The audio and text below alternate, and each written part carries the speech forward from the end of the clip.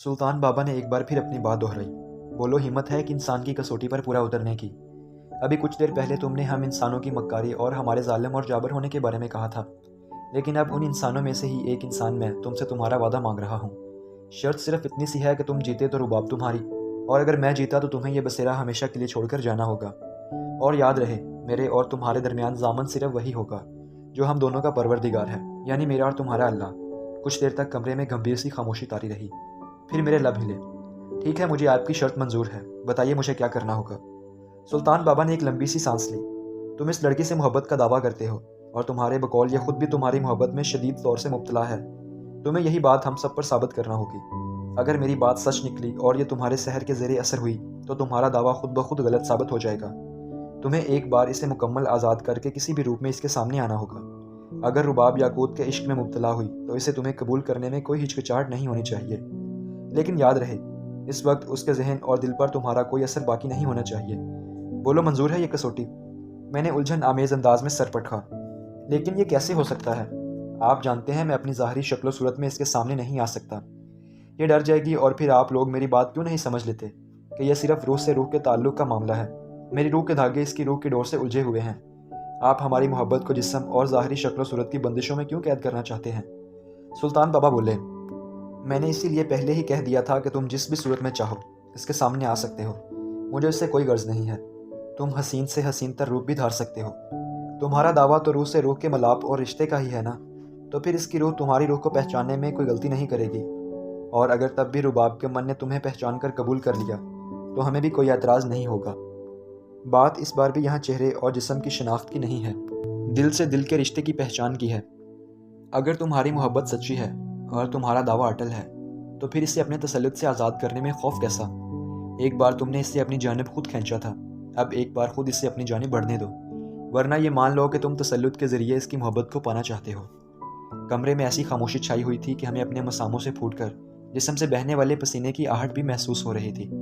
कुछ देर तक मेरे अंदर चुप का सन्नाटा रहा। फिर जैसे मैंने खुद भी अपने अंदर हथियार डालने की झुनकार से सुनी और मेरे लब हिले।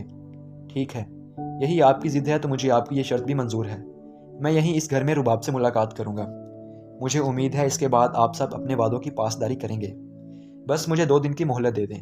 मैं नहीं चाहता कि रुबाब इस निढाल और मुज़महिल हालत में मुझसे मिले। ये 48 घंटे में उसकी खातर मांग रहा हूँ। लेकिन आपको भी मुझसे वादा करना होगा कि इन 2 दिनों में कोई भी रुबाब के किसी भी फैसले या तौर तरीके पर किसी भी तरह असरअंदाज नहीं होगा। कोई रिश्ता भी उसकी आज़ादी में मुखल नहीं होगा। गालिबन ये इशारा अमर की जानिब था, या फिर एक हारी हुई माँ से कोई खतरा महसूस करके यह ज़िली शर्त लगाई गई थी। बहरहाल सुल्तान बाबा ने एक लंबा सा हुनकारा भरा। मैं बेफिक्र हूँ। रुबाब पर किसी भी तरफ से और किसी भी रिश्ते का कोई दबाव नहीं होगा। यह सुल्तान का तुमसे वादा है। उसके बाद कमरे में खामोशी छा गई और फिर मेरी आंख दूसरे रोज़ दिन चढ़े ही खुल पाई। मेरी जंजीर खोली जा चुकी थी, लेकिन सुल्तान बाबा के चेहरे पर अभी तक तफक्कुर की परछाइयाँ वाज़ेह थीं।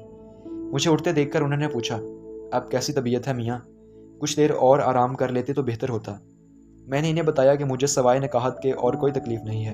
एक अजीब बात यह थी कि हालांकि याकूत के लफ्ज़ मेरी ज़ुबान से अदा होते थे और उसकी बोली मेरी बातों के ज़रिए बाकी सब तक पहुँचती थी, लेकिन खुद मुझे यूँ महसूस होता था कि सुबह उठते ही मेरे हाफ़ज़े की स्लेट बिल्कुल साफ़ हो जाती है और मुझे कुछ याद नहीं रहता था कि मैंने रात को क्या पैगाम पहुँचाया था। लिहाजा मुझे एक बार फिर से सुल्तान बाबा से कुरेद कुरेद कर हर बात पूछना पड़ती थी। मैंने पूरी बात सुनकर हैरत से सुल्तान बाबा की जानिब देखा। लेकिन आप उसकी बात पर इस कदर एतबार क्यों कर रहे हैं? अगर ये जुनून है तो जुनून किसी भी असूल को नहीं मानता। जुनून तो नाम ही असूलों से हट जाने का है। सुल्तान बाबा ने चौंक कर मेरी जानिब देखा। वाह मियाँ, बड़ी बात कह दी आज तुमने। वाकई जुनून को किसी असूल, किसी शर्त, किसी वादे का पाबंद नहीं किया जा सकता। लेकिन हमारे पास और कोई चारा भी तो नहीं है। मुझे उसकी शर्त मानकर उस पर से अपना पहरा आज शाम से पहले उठाना ही होगा और बदले में उसके वादे पर एतबार करना ही होगा। वो वक्ती तौर पर रुबाब को अपने सहर से आज़ाद कर देगा। हमें ये जुआ खेलना ही होगा। मैंने सुल्तान बाबा के चेहरे पर किसी अनजाने खतरे के आसार उनके लाख छुपाने के बावजूद भी महसूस कर लिए, और उसी लम्हे मैंने अपने दिल में पक्का अहद कर लिया था कि अगर इस मर्तबा याकूत ने मेरे जिस्म के ज़रिए इन्हें हराने की कोशिश की तो मैं खुद इसी लम्हे अपनी जान ले लूँगा। लेकिन कैसे? बस यही तय करना बाकी रह गया था। उस रोज़ नरम धूप तले एक कुर्सी डाले मैं बहुत देर तक अपनी दरगाह में आने के बाद से लेकर आज तक की ज़िंदगी पर गौर करता रहा। मुझे इस मतवाज़ी दुनिया के दरवाजे पर ही बता दिया गया था कि इसके इसरार और रमूज़ हर ज़ी रूह का मुकद्दर नहीं बनते। आज मुझे इस राज़दारी की वजह भी समझ आ गई थी। یہ اسرار کبھی کبھی اتنے بھی جان لیوا ہو سکتے ہیں اور انسان کو ایسی جان کنی کی حالت تک بھی پہنچا سکتے تھے جس سے میں خود اس وقت دوچار تھا۔ کچھ دیر بعد عامر کی سینئر ڈاکٹروں کی وہی ٹیم بھی وارد ہو گئی، جس میں ایک مشہور ماہر نفسیات بھی شامل تھا۔ وہ سبھی دالان میں بیٹھے عامر کو یہ بات سمجھانے کی کوشش کرنے لگے کہ یہ صرف میٹا فزکس کے کھیل ہیں۔ انہی میں سے پھر کسی نے ڈائی پولر تھیوری آف گریویٹیشن کا بھی ذکر کیا۔ عامر ان سب کے سوالوں اور بحث کے جواب میں انہیں لے کر میری طرف آ گیا اور میری طرف اشارہ کر کے بولا، میں اب بھی میٹا فزکس کے کرشموں پر یقین رکھتا ہوں اور سائنس کی ہر تھیوری آج بھی اسی طرح مجھ پر واضح ہے۔ سائیکالوجی اور پیراسائیکالوجی کے تماشے بھی میں اپنی جگہ موجود ہیں اور ان پر میرا اعتقاد بھی، لیکن کل رات جو میری نظروں کے سامنے وقوع پذیر ہوا ہے میں اسے کیسے جھٹلا دوں؟ رباب کے چہرے پر آج صبح سے چھائی ہوئی سرخی اور اس کی برسوں پرانی وہ مسکان بھی میرے سامنے سوالیہ نشان بنی کھڑی ہے۔ آج اس کے جسم میں پھر سے بہتے خون کی حرارت محسوس کی ہے میں نے، اور یہ جو لڑکا آپ کے سامنے اس وقت خاموش بیٹھا ہے، کل رات میں نے اس کے اندر خود وہ عفریت بپرا ہوا دیکھا ہے جو سب کچھ ختم کرنے کی صلاحیت رکھتا ہے۔ اب آپ ہی بتائیں کہ میں سائنس پر یقین کروں یا اپنی آنکھوں پر؟ کیا اب آپ لوگ یہ کہیں گے کہ یہ پورا گھر ہی کسی خواب کا حصہ ہے، کوئی طے درد ہے، خوابی بھول بھلیا اسے گھیرے ہوئے ہے، یا پھر اس وقت بھی ہم کسی خواب کی کیفیت میں ہیں؟ ڈاکٹر لاجواب ہو کر ایک دوسرے کی جانب دیکھنے لگے۔ پھر ماہر نفسیات نے میری جانب قدم بڑھائے۔ کیا میں تم سے کچھ پوچھ سکتا ہوں؟ کیا تم میری بات سمجھ رہے ہو؟ میرا مطلب ہے تم اپنی کل رات کی کیفیت کو بیان کر سکتے ہو؟ کیا تمہارے ساتھ ایسا پہلے بھی کبھی ہوا ہے؟ کیا تمہیں بچپن میں بہت سنجیدہ مذہبی سختیوں کا سامنا کرنا پڑا تھا؟ کیا تمہیں رباب میں کوئی ذاتی دلچسپی محسوس ہوئی ہے؟ تو گویا وہ حضرت اب بھی اسے انسانی ذہن کا کوئی شعبدہ سمجھ رہے تھے۔ میرے ظاہری حلیے کی وجہ سے وہ مجھے کوئی مذہب سے متاثرہ ان پڑھ سمجھ بیٹھے تھے، اور ان کا گمان بھی یہ تھا کہ میں رباب کی ظاہری حسن سے متاثر ہو کر یہ سارا سٹیج تیار کر رہا تھا تاکہ آخر کار اسے پا سکوں۔ چند لمحے کے لیے تو میرا ذہن غصے سے ابل سا ہی گیا، پھر مجھے ان کے انداز پر ہنسی آ گئی۔ کیوں جناب، کیا آپ کی میٹا فزکس کی ابتدا ہی مذہب پر شک کرنے سے ہوتی ہے؟ مذہب نے تو کبھی بھی آپ کی physics, meta physics, psychology, parapsychology یا کسی بھی قسم کے سائنس پر کوئی اعتراض نہیں کیا، تو پھر آپ کا یہ شکوہ کچھ بیجا معلوم ہوتا ہے۔ میرے تفصیلی جواب سن کر عامر سمیت ان سب کے چہرے حیرت کا اشتہار بن گئے۔ پھر عامر کے منہ سے صرف اتنا نکلا، کیا تم پڑھے لکھے ہو؟ مجھے یاد آیا کبھی یہی سوال میں نے عبداللہ سے بھی کیا تھا۔ میرا جواب بھی وہی تھا جو عبداللہ نے مجھے دیا تھا۔ ہاں، یہاں آنے سے پہلے کچھ صفحے کالے کیے تھے، لیکن سب بے فائدہ ہی رہا۔ اب ان کی ساری توجہ میری جانب مبذول ہو چکی تھی۔ بڑے ڈاکٹر نے مجھ سے پوچھا، ابھی کچھ دیر پہلے تم میٹا فزکس کے بارے میں بات کر رہے تھے، کیا تم نے سائنس پڑھی ہے؟ پڑھی ہے، لیکن اتنی ہی جتنا ایک طالب علم انٹر کے امتحان تک پڑھتا ہے۔ اس کے بعد تو بس کالج اور یونیورسٹی میں صرف وقت ہی ضائع کیا۔ لیکن یہاں معاملہ بہت سیدھا سادہ ہے۔ ہم نہ جانے ہمیشہ سائنس اور مذہب کو ایک دوسرے کے مد مقابل لا کر کیوں کھڑا کر دیتے ہیں۔ مذہب اس لیے تو وارد نہیں ہوا تھا کہ وہ سائنس کو رد کرے۔ مذہب تو خود علم کے راستوں پر چلنے کی تلقین کرتا ہے، اور سائنس بھی تو ایک علم ہے۔ اور کیا ضروری ہے کہ سائنس مذہب کی ہر بات کی تصدیق کرے؟ یاد رکھیے، مذہب سائنس سے بہت پہلے آیا تھا، لیکن مذہب نے کبھی سائنس کا راستہ روکنے کی کوشش نہیں کی۔ تو پھر آپ سائنس کو کیوں مذہب کے راستے کی دیوار بنانا چاہتے ہیں؟ اور بھلا یہ کیا فارمولہ ہوا کہ سائنس مذہب کی جس پیشن گوئی کو ثابت کر دے وہ تو سچ اور باقی سب غلط؟ یہ کہاں کا انصاف ہے؟ کیا سائنس کی بھی اپنی کچھ حدیں نہیں ہیں؟ تو پھر ہر سوال کے جواب کی توقع صرف سائنس کے علم سے ہی کرنا سراسر نادانی نہیں ہے، کیونکہ سائنس بھی تو صرف ایک علم ہی ہے، ان ہزاروں دیگر علوم کی طرح جو انسان ازل سے کھوج رہا ہے۔ تو پھر صرف سائنس کے علم کے فارمولے پر ساری کائنات کو پرکھنا کہاں کی عقل مندی ہے؟ میں شاید جس بات کی رو میں کچھ زیادہ ہی بول گیا، اور میری آواز بھی معمول سے کچھ بلند ہو گئی تھی، لہٰذا مجھے معذرت کر کے اپنی بات ختم کرنا پڑی۔ لیکن عامر سے رہا نہ گیا۔ نہیں، شاید تم ٹھیک کہہ رہے ہو، لیکن ہم نے کبھی اس نظریے سے سوچا ہی نہیں، اور پھر ذہن بھلا کہاں تسلیم کرتا ہے ایسی توجیحات جو چیز عقل میں نہ سمائے اور آنکھ بھی اسے دیکھ نہ سکے، اس پر یقین ذرا مشکل ہی سے ہوتا ہے۔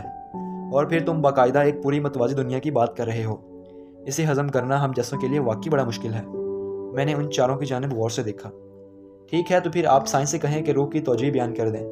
ہمارے اندر ایسی کیا چیز پائی جاتی ہے جو نہ ہمیں نظر آتی ہے، نہ ہی عقل کی حد سے چھو سکتی ہے، لیکن اس کے نکل جانے سے ایک پل میں ہی ہم بے جان مٹی کے پتلے کی طرح ڈھہ جاتے ہیں۔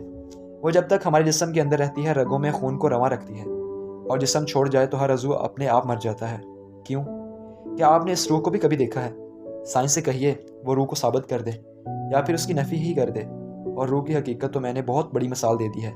آپ صرف سائنسی طور پر مجھے اس بات کی وضاحت ہی کہیں سے لا دیں کہ ہم مسلمان مردے کو دفناتے وقت زمین سے یہ کہہ دیں کہ جسم امانتاً دفن کیا جا رہا ہے، تو پھر سالوں بعد بھی اس میت کی منتقلی کے وقت جب زمین کھودی جاتی ہے تو وہ مردہ جسم تازہ کیوں ہوتا ہے؟ जबकि साइंस के असूलों के मुताबिक तो इस जिस्म को गलसड़ जाना चाहिए।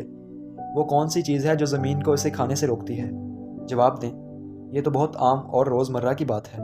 वो चारों लाजवाब होकर एक दूसरे को देखने लगे। मैंने बात जारी रखी।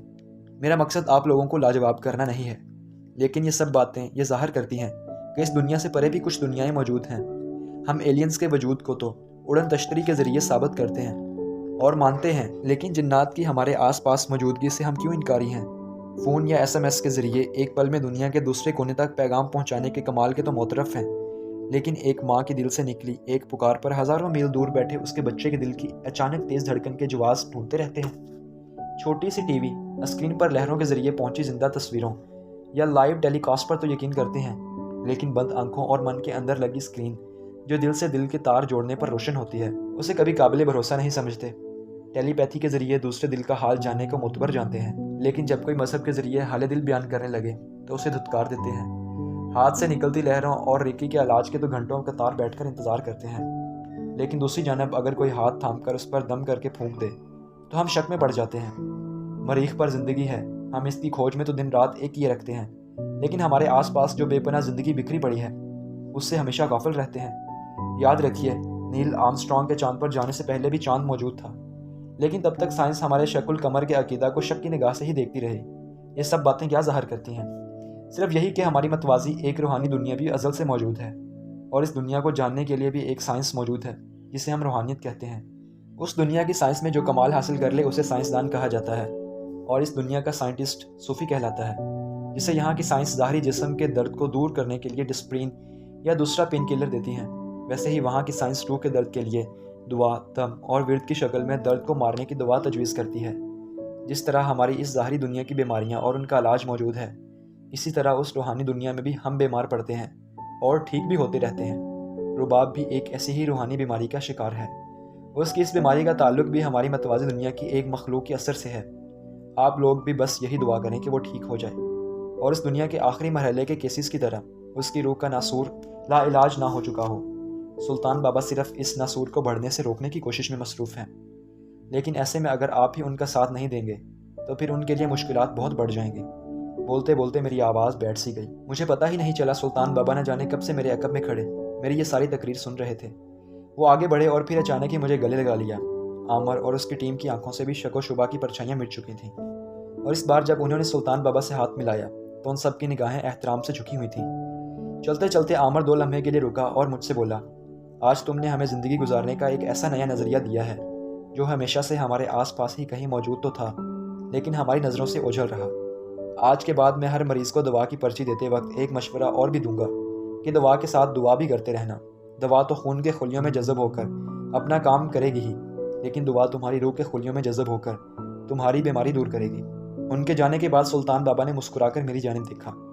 सहर मियाँ, लगता है मौलवी खिज़र ने पूरी तरबियत के बाद ही तुम्हें यहाँ मेरे सपुर्द किया है। जीते रहो। मैंने मुस्कुराकर बात टाल दी। यही सच भी था। ये सारी बातें जो मैंने आज आमर और उसकी टीम को कायल करने के लिए की थी, उन सब पर मैं खुद मौलवी खिज़र से घंटों बहस कर चुका था, और उन्होंने हर बात करीने से की थी, और मेरे सब तिश्ना सवाल जवाब पाते गए। रफ्ता रफ्ता शाम भी ढल गई, लेकिन मेरी रगों में भर जाने वाली उस आग का आज दूर दूर तक पता ही नहीं था। गोया याकूत फ़िलहाल अपने वादे की पासदारी कर रहा था।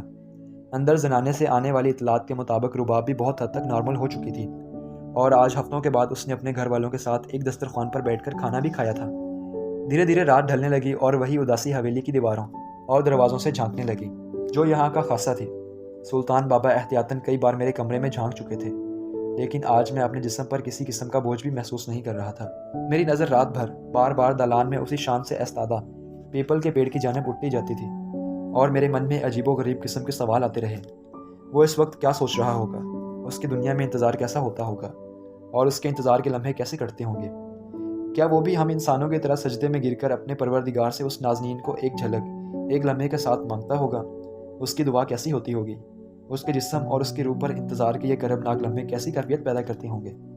क्या वो भी महबूब की जुदाई में रोता होगा? क्या उसके आंसू भी हम बेबस इंसानों की तरह सिर्फ नमकीन पानी कहलाते होंगे? क्या उसका दिल भी होता होगा? क्या वो भी आहें भरता होगा? इन्हीं सवालों के झुरमट में सुबह हो गई। फजर की नमाज के बाद मैं खुद सुल्तान बाबा के कमरे में चला आया। वो भी शायद रात भर सो नहीं पाए थे। आज शाम 48 घंटे पूरे होने के बाद रुबाब की और शायद हमारी भी किस्मत का फैसला जो होने वाला था। मैंने उनसे यूं ही पूछ लिया, बाबा, हम मज़हब से इस तरह मुतमिन क्यों नहीं हो पाते जिसका मलियत से साइंस या कोई और इल्म हमें मुतमिन कर जाता है। वो हल्के से मुस्काए।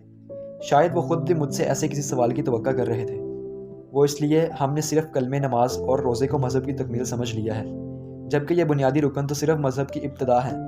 असल आगाज़ मज़हब तो इसके बाद है, और फिर इंतहा की तो बात ही क्या है।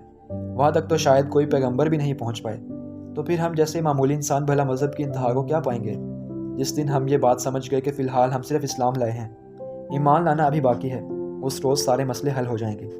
लेकिन शायद अभी वो मंजिल कुछ दूर है। बहरहाल हमारा सफ़र तो जारी है और इसे जारी रहना चाहिए। इतने में हाजी रज़ाक साहब ने आकर बताया कि रुबाब कई मरतबा आमर का पूछ चुकी है, उसे क्या जवाब दिया जाए। सुल्तान बाबा ने इन्हें समझाया कि हमारे माहिदे की रूह से फ़िलहाल आमर का रुबाब के सामने आना या उससे मिलना मुमकिन नहीं है, वरना याकूत इसे खिलाफ वर्जी समझ कर बिफर ही न जाए। बेहतर यही होगा कि आमर की गैर मौजूदगी का कोई मुनासिब बहाना बना दिया जाए, क्योंकि अब तो बात सिर्फ चंद घंटों की ही रह गई थी। ऐसे में हमें कोई भी ऐसी खिलाफ मामूल हरकत नहीं करनी चाहिए जो सारे किए किराए पर पानी फेर दे। हाजी साहब ने यह भी बताया कि उनकी बेगम और छोटी बेटी नायाब भी बेहद परेशान हैं और वो किसी सूरत रुबाब को खोना नहीं चाहते। सुल्तान बाबा ने फिर वही बात की कि वो सब दुआ करें, खुदा बेहतर करेगा। सच्ची बात तो यह है कि मैं खुद अंदर से बेहद खौफजदा और परेशान था। अगर याकूत ने सुल्तान बाबा की शर्त मानी थी और अपनी मोहब्बत को इस कड़ी कसौटी पर साबित करने की हामी भरी थी, तो उसका दावा भी कुछ वजन तो रखता होगा। और फिर मैं तो खुद इस मोहब्बत नामी अजदहे का निगला हुआ शिकार था। मेरी रगों में भी तो ये बहता हुआ जहर इसी जज्बे की देन था। हाँ, वही मोहब्बत जो इंसान पर इब्तदा में तो सुबह की नरम और लतीफ़ धूप की तरह उतरती है, लेकिन धीरे धीरे वो तपते सहरा की इस दोपहर की शक्ल इख्तियार कर लेती है, जहाँ मीलों दूर तक मुझ जैसे बेबस इंसानों के लिए कोई नखलस्तान, कोई साया मुयस्सर नहीं होता। उसकी रूह तक को झुलसा देने वाली गर्म किरणें हमारे नाजुक बदन के मसाम चीर कर हमारे अंदर पेवस्त होती रहती हैं। हमारे हलक में कांटों का जंगल उगसा जाता है और धीरे धीरे और कतरा कतरा करके हमारी जान इसी मोहब्बत के दहकते सूरज तले निकल जाती है।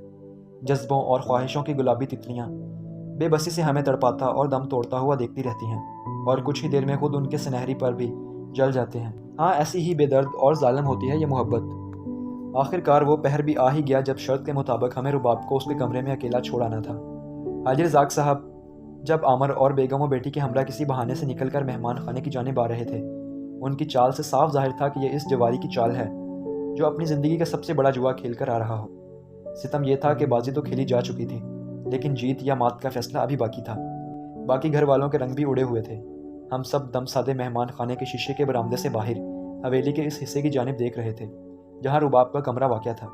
रफ्ता रफ्ता हमारी तशवीश बेचैनी में बदलने लगी, क्योंकि 15 मिनट से ज़्यादा का वक्त गुजर चुका था। मैं इसी शशोपंज में मुब्तला था कि जाने याकूत किस रूप में रुबाब के सामने आएगा और किस तरह से उससे अपनी मोहब्बत का यकीन दिलाएगा। और अगर इसके दावे के मुताबिक रुबाब भी उसकी मोहब्बत में इसी तरह मुब्तला थी, तो क्या हम रुबाब को दोबारा देख भी पाएंगे या नहीं। और अगर याकूत अपने वादों से फिर गया तो, और अगर कहीं ये उसकी हमें रुबाब से चंद लम्हों के लिए दूर रखने की साजिश हुई तो। ऐसे न जाने कितने सवाल मेरे जहन में सुइयां चुभो रहे थे कि अचानक अंदर से रुबाब की चीख बुलंद हुई और साथ ही उसने चिल्लाकर कहा, आमर। हम सब बुरी तरह उछले और मेरे जहन में अचानक ही झमाका सा हुआ। ओ मेरे खुदा, ये बात मेरे या सुल्तान बाबा के जहन में पहले क्यों नहीं आई। याकूत को हमने खुद कोई भी रूप बदलने की इजाज़त देने से पहले ये क्यों नहीं सोचा कि वो आमर का बहरूप भी तो बन सकता है। और अब अगर वो ऐसा भी कर चुका है तो उसने माहिदे की किसी भी तौर खिलाफ वर्जी नहीं की, क्योंकि हमने उस पर ऐसी कोई भी पाबंदी नहीं लगाई थी। हम सब रुबाब की पहली चीख के बाद जैसे सकते के आलम में खड़े थे, और फिर जब चंद ही लम्हों के बाद रुबाब की चीखें एक तसलसल और जुनूनी अंदाज में शुरू हुई तो हम सब भी उसके कमरे की तरफ दौड़ पड़े। हमारे पहुंचने से पहले ही रुबाब बेहोश होकर फर्श पर गिर चुकी थी और उसके कमरे में दूसरा कोई नहीं था। सुल्तान बाबा ने फ़ौरन रुबाब के माथे पर हाथ रखकर चंद आयतें ज़ेरे लब पढ़ी और पानी के एक गिलास पर कोई सूरा पढ़कर दम किया, और रुबाब की माँ को कतरा कतरा करके वो पानी रुबाब के हलक में टिपकाने का कहकर हम सारे मर्द कमरे से निकल आए। वो सारी रात हम सब ने रुबाब समेत कांटों पर गुजारी, क्योंकि हमें अब भी इस इम्तहान के नतीजे का पता नहीं था। सब कुछ रुबाब के होश में आने के बाद ही वाज़ेह होना था, और रुबाब ने होश में आने के लिए पूरे 14 घंटे लिए। होश में आने के बाद कुछ देर तक वो हम सबको अजनबी और फटी फटी नज़रों से देखती रही और फिर रोते हुए अपनी माँ से लिपट गई। सुल्तान बाबा ने उसे तसल्ली दी कि अब हम सब उसकी हिफाजत के लिए वहाँ मौजूद हैं, लिहाजा वो इत्मीनान रखें और हमें गुज़श्ता रात का पूरा वाक़या सुनाए। बड़ी मुश्किल से रुबाब ने अपने हवास यकजा किए और टूटे फूटे लफ्ज़ों में वो हमें सिर्फ इतना बता पाई कि कल रात को वो काफ़ी देर तक आमर का मोबाइल नंबर मिलाने की कोशिश करती रही, लेकिन फ़ोन बंद पाकर उसने झंझलाहट में आमर को SMS कर दिया कि अगर उसने फ़ौरन ही रुबाब से रब्ता ना किया تو وہ عمر بھر اس سے بات نہیں کرے گی۔ اسی اثناء میں باہر آہٹ ہوئی تو رباب نے پکار کر پوچھا کون ہے۔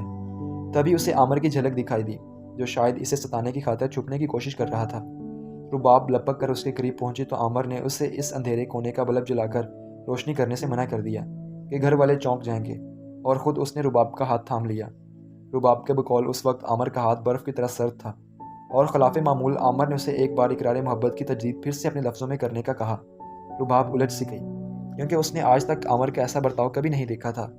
وہ تو گھر میں گھستے ہی آسمان سر پر اٹھا لینے کا قائل تھا، اور محبت کی تجدید تو دور، وہ رباب کی اس کتابی عشق پر اس قدر ٹوکتا کہ کبھی کبھار تو رباب تھک کر رو پڑتی تھی۔ اور عامر کو اس طرح کے اظہار محبت سے تو سدا کی چڑ تھی۔ وہ نایاب کو اپنے ساتھ ملا کر رباب کی ایسی نقلیں اتارتا کہ رباب پھر ہفتوں سے اس سے بات نہیں کرتی تھی۔ اور آج وہی عامر جب اس تاریک گوشے میں رباب کے ہونٹوں سے محبت کے 2 لفظ ادا ہو جانے کے انتظار میں سب کچھ لوٹا دینے کا دعویٰ کر رہا تھا، تو رباب کا چونکنا لازمی تھا۔ اور پھر عامر کی پرفیوم کی خوشبو بھی تو خلاف معمول کچھ عجیب سی تھی، اور اس کی گرم سانسیں جو رباب کا رواں جلانے کے باعث بن رہی تھیں۔ رباب نے ہنس کر اسے یقین دلایا کہ وہ تو سدا سے اس کی محبت میں پاگل ہے۔ لیکن عامر نے جب رباب سے تیسری مرتبہ یہ بات پوچھی کہ کیا اسے واقعی عامر سے محبت ہے، اور وہ کہیں دوسروں کے سامنے اس بات سے مکر تو نہیں جائے گی، تب رباب کا ماتھا ٹھنکا، اور اسے پہلی بار یہ ہڈیوں کے گودے کو جما دینے والا سرد احساس ہوا کہ اس کے پاس کھڑا یہ شخص عامر نہیں کوئی اور ہے۔ اور جیسے ہی اس کے حلق سے چیخ بلند ہوئی، تب کسی نے جیسے اس کے تمام حواس یک بار ہی بیدار کر دیے۔ وہ جان چکی تھی کہ اجنبی ہاتھوں کا یہ لمس اور مہکتے وجود کی یہ خوشبو کسی نامحرم ہستی کی ہے۔ بس پھر کیا تھا، رباب کی چیخوں نے آسمان سر پر اٹھا لیا، اور کچھ ہی دیر بعد وہ ہوش کھو بیٹھی۔ اور شاید یہ وہی لمحہ تھا جب ہم سب کمرے میں داخل ہوئے تھے۔ یاقوت شرط ہار چکا تھا، رباب اس کی انجان محبت کو شناخت نہیں کر پائی تھی، اور شاید یہ پہلی محبت کی ہار تھی جس پر وہاں موجود ہر شخص خوش تھا۔ لیکن شاید وہاں کوئی اور بھی تھا جو اپنی محبت کو یوں سرے بازار لٹ جانے پر ماتم کو نہ تھا۔ میں نے کھڑکی سے باہر کھڑے پیپل کے پیڑ پر نظر ڈالی۔ باہر ہلکی بارش شروع ہو چکی تھی، اور پیڑ کے پتوں سے پانی کی بوندیں آنسو بن کر ٹپک رہی تھیں۔ قدرت نے جب ہم خود غرض انسانوں کو کسی کی محبت کی ہار کا جشن مناتے ہوئے دیکھا تو شاید اس سے رہا نہ گیا، اور اس نے اس ہار کے غم میں خود آنسو بہانے کا فیصلہ کر لیا تھا۔ تبھی یہ برستی بارش لمحہ لمحہ تیز ہوتی جا رہی تھی۔ وہ ہمارے لیے اجنبی تھا، دوسری دنیا کا تھا، لیکن قدرت کا تو اپنا تھا، اتنا ہی اپنا جتنا ہم خود کو سمجھتے ہیں، اتنا ہی قریب جتنی قربت کا دعویٰ ہماری یہ انسانی مخلوق کرتی ہے۔ اگلے 2 روز حاجی رزاق اور گھر والے اسی فکر میں گھلتے رہے کہ کہیں وہ واپس نہ آ جائے، لیکن سلطان بابا نے انہیں اطمینان دلایا کہ یہ ایک انسان کا وعدہ نہیں کہ کچے دھاگے کی طرح ٹوٹ جائے۔ اب وہ عمر بھر اپنے عہد کی پاسداری میں رباب کے قریب بھی نہیں پھٹکے گا۔ اسی لمحے نہ جانے مجھے ایک عجیب سا احساس کیوں ہوا۔ سلطان بابا نے بات کرتے وقت غیر ارادی طور پر 2 مرتبہ پیپل کے پیڑ کی جانب نظر ڈالی، اور مجھے یوں لگا جیسے سلطان بابا نے اس سیاہ نصیب کو کم از کم اس پیڑ پر بسیرے کی اجازت دے دی ہے، لیکن گھر والوں کے اطمینان کے لیے وہ اس راز کو آفشا نہیں کرنا چاہتے۔ آخر کار ہمارے رخصت ہونے کا وقت بھی آ گیا۔ حاجی رزاق کے تمام گھر والوں کی آنکھیں اس پل نم تھیں۔ سلطان بابا نے خاص طور پر رباب اور عامر کے سر پر ہاتھ رکھ کر انہیں دعا دی۔ ٹھیک اسی لمحے میں پیپل کے پیڑ کی جانب دیکھ رہا تھا۔ انہوں نے مجھ سے پوچھا، کیا ہوا؟ میں خاموش رہا، اور پھر دھیرے سے ان کے کان میں کہہ ہی ڈالا، ایک دل جلے کو آخری سلام پیش کر رہا تھا۔ ان کے ہونٹوں پر ہلکا سا تبسم لہرا کر غائب ہو گیا۔ پھر نہ جانے کیا سوچ کر ان کی آنکھیں نم ہو گئیں۔ حاجی رزاق کے خاندان کو ہم آخری سلام کر کے باہر نکلنے لگے تو ایک لمحے کو رکے اور مجھے سامنے کھڑا کر کے بولے، سحر میاں، آج سے تمہارا سحر سے عبداللہ تک کا سفر ختم ہوا۔ تم ہر امتحان پر پورے اترے ہو، اور مجھے یقین ہے کہ اب چاہے تم کہیں بھی رہو، تمہارا اس متوازی دنیا کا یہ سفر جاری رہے گا، اور اب تم اپنی دنیا خود کھوج سکتے ہو۔ جاؤ، گھر لوٹ جاؤ، زہرا تمہارا انتظار کرتی ہوگی۔ مجھے ابھی بہت سے کام کرنے ہیں، بڑا لمبا سفر طے کرنا ہے۔ میرے ساتھ کا حق تم پہلے ہی ادا کر چکے ہو، اب میرا فرض ہے کہ میں تمہارا حق ادا کروں۔ خوش رہو ہمیشہ۔ انہوں نے میرے سر پر ہاتھ رکھ کر دعا دی۔ میں ان کی بات سن کر تڑپ ہی تو گیا تھا۔ کیا آپ مجھ سے اکتا گئے ہیں؟ کیوں دور کرنا چاہتے ہیں مجھ کو خود سے؟ زہرا نے کہا تھا کہ وہ قیامت تک ہماری روحوں کے ملاپ کا انتظار کرے گی، لیکن آپ آج ابھی سے مجھ پر یہ قیامت کیوں ڈھانا چاہتے ہیں؟ ہاں، البتہ آپ کے اگلے سفر میں آپ پر بوجھ بن رہا ہوں، یا میری وجہ سے آپ کی راہ کھوٹی ہو رہی ہے، تو پھر جیسے آپ کا حکم۔ انہوں نے جلدی سے میری بات کاٹ دی۔ تم ہرگز مجھ پر بوجھ نہیں ہو، تم تو وہ ہم سفر ہو جس کی تمنا کوئی بھی راہی کر سکتا ہے۔ وہ کچھ دیر کے لیے کسی گہری سوچ میں گم ہو گئے، پھر انہوں نے جیسے کوئی حتمی فیصلہ کر کے سر اٹھایا۔ ٹھیک ہے، تم یہ سفر جاری رکھنا چاہتے ہو تو پھر یوں ہی صحیح، لیکن یہاں سے ہماری راہیں عارضی طور پر جدا ہوتی ہیں۔ ہم دونوں یہاں سے ریلوے اسٹیشن سے مشرق اور مغرب کی طرف جانے والی الگ الگ گاڑیوں میں روانہ ہوں گے۔ تمہاری گاڑی جو مغرب کی طرف جائے گی وہ تمہیں جبل پور کے اسٹیشن تک پہنچائے گی، اور میں مشرق کی راہ لوں گا۔ لیکن دھیان رہے، جبل پور کی درگاہ بذات خود ایک بہت بڑا امتحان ہے، اور اب تمہیں تنہا ہی اس امتحان سے گزرنا ہوگا۔ تمہاری جان بھی جا سکتی ہے۔ میں نے سر جھکا دیا۔ آپ مجھے ہمیشہ ثابت قدم پائیں گے۔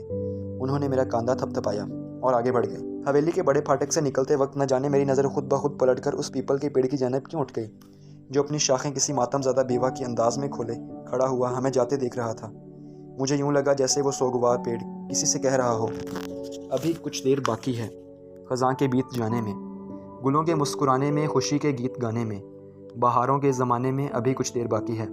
نہ تم کو یاد آؤں گا میں تم سے دور رہ کر بھی، تمہیں جی کر دکھاؤں گا تمہیں معلوم ہے، لیکن یہ سب میں کر نہ پاؤں گا کہ تم کو بھول جانے میں ابھی کچھ دیر باقی ہے، ابھی کچھ دیر باقی ہے۔